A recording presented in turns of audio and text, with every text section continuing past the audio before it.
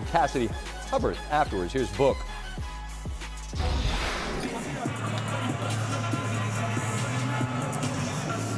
Devin, an efficient 92 points over your last 2 games. It's also your 32nd 40-point game. That's the most in Suns history. But just to go back to the last 2 games, how do you describe just the ease that you have right now offensively? I mean, it just starts with stops. You know, I think when we're guarding at a high level, the ball's hopping around, it's easy to find rhythm. So, you know, we've been doing a good job of that the past 2 games, some important games, and from here on out, every game matters. And you and Kevin Durant, second game this season that you guys have scored at least 30 points. You combined for 72 tonight. Where is just the confidence level you two have attacking alongside each other? I mean, that's my favorite player, you know, so iron sharpens iron, and, you know, to be alongside him every game, and obviously he causes a lot of attention that opens up a lot of great looks for everybody on the team. But we're building. You know, like I said, this is a tough stretch of the year and an important stretch at the same time. So, you know, we're in good shape. Building and climbing. With the win, you move into 6th place in the West outside of the play-in game. You told me this morning that this team is ready. How playoff ready do you feel like this group is right now as you attack the hardest remaining schedule of the NBA? I mean, I say credit to the NBA. They did their thing with the play-in tournament. These games are playoff games, so, you know, we're trying to get these wins and stay in the top 6, you know, to have to avoid those single elimination games. So we're ready to go, though. Energy's high. Congrats on the win, Devin. Thank you for your time. As Cassidy mentioned, Phoenix entered the evening 8th in the West, now 6th. That's just how fluid things are in the absolutely loaded West. That's bananas, man. Sacramento falls to 8th on an off night, just a half game back of the coveted 6, which means you avoid the play-in tournament. Tim Legler with us here in D.C.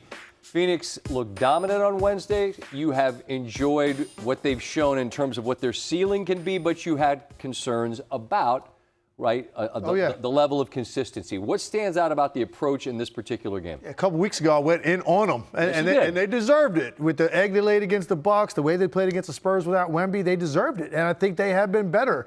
And there's a style of play, Scott, that they get to that makes you think, okay, this is what it needs to be. And if they can stay like this, you've got a real chance in the West.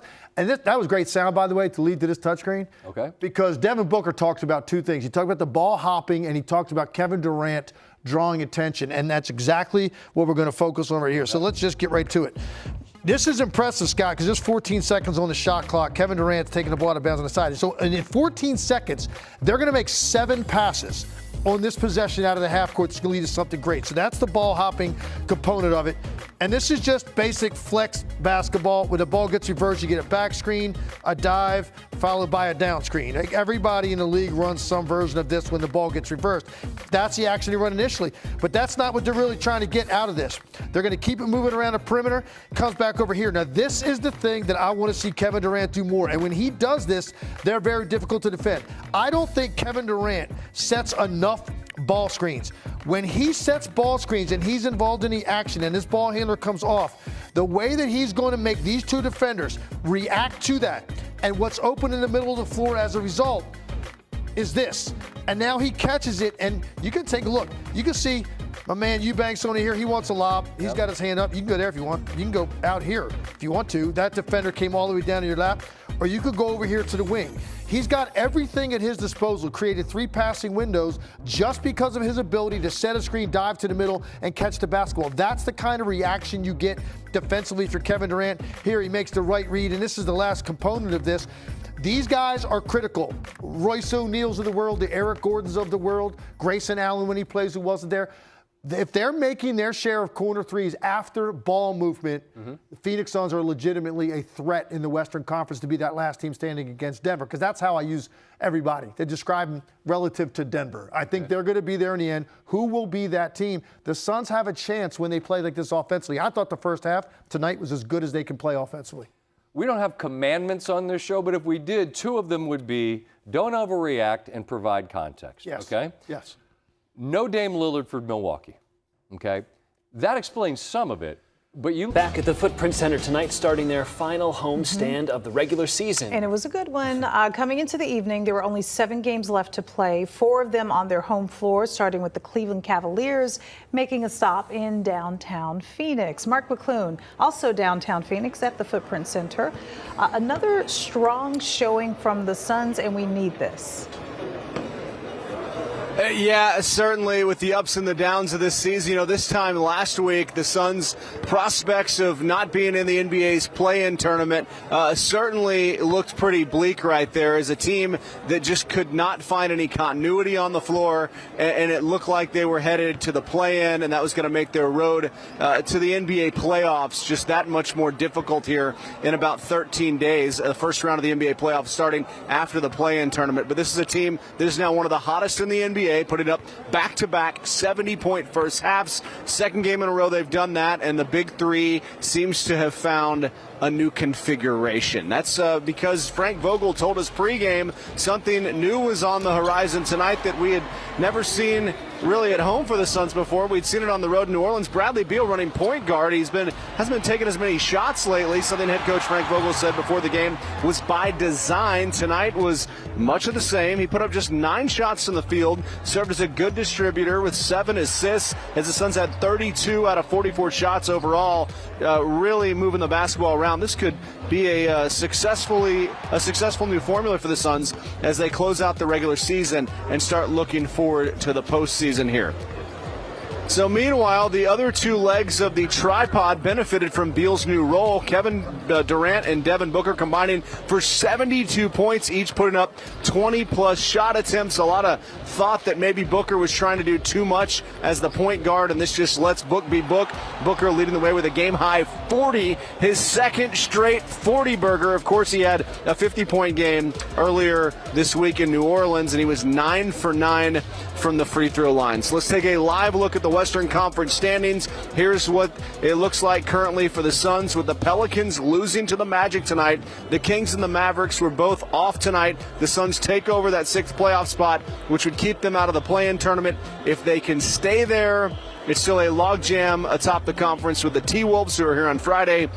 The Nuggets and Thunder trading first place on a nightly basis. Minnesota claiming it tonight after a win over Toronto. And, of course, they come in here on Friday nights. That's going to be a real test. The next game for the Phoenix Suns, the Minnesota Timberwolves, here on Friday night. Another 7 o'clock tip-off right here on Arizona's Family. You can watch it on 3TV, AZ Family Sports, and the Pelicans again on Sunday. Guys, I don't know if the Suns are a title contender from everything that we've seen this season, but certainly tonight you think they might have found something, and looking forward to getting inside that locker room, hearing from Bradley Beal, hearing from Devin Booker and Kevin Durant about how exactly this felt with Bradley Beal really taking a lesser role scoring-wise, but facilitating, and the Suns certainly have some freedom here on offense. And Devin Booker really looking like Devin Booker for one of the first times this year. I guess he did in New Orleans with a 50 the other night, but just looking free and not having to facilitate the offense as much. And Mark Bol with some playing time as well. Yeah, your guy. You know, and I think one thing that we don't talk about enough is the development of Bol by this coaching staff. I mean, he was a guy who came in and looked very timid his first couple games. He's out there bringing the ball up the floor, shooting threes at will, and really being encouraged. And the Suns coaching staff has built him into a weapon off the bench. Mark, why do you think this reconfiguration happened so late in the season? I mean, we've been talking about this for a long time.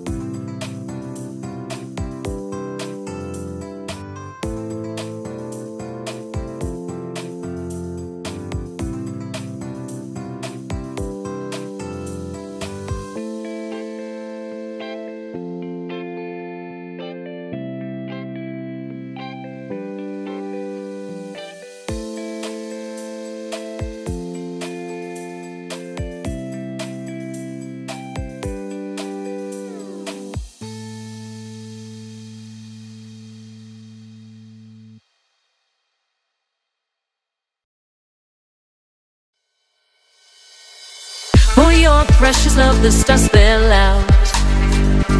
Love longing for our union then.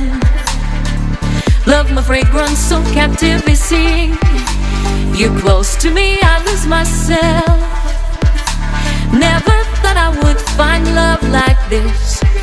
Never thought I would be waiting. Move your body, let your spirit soar. Ella, you're at a move your body.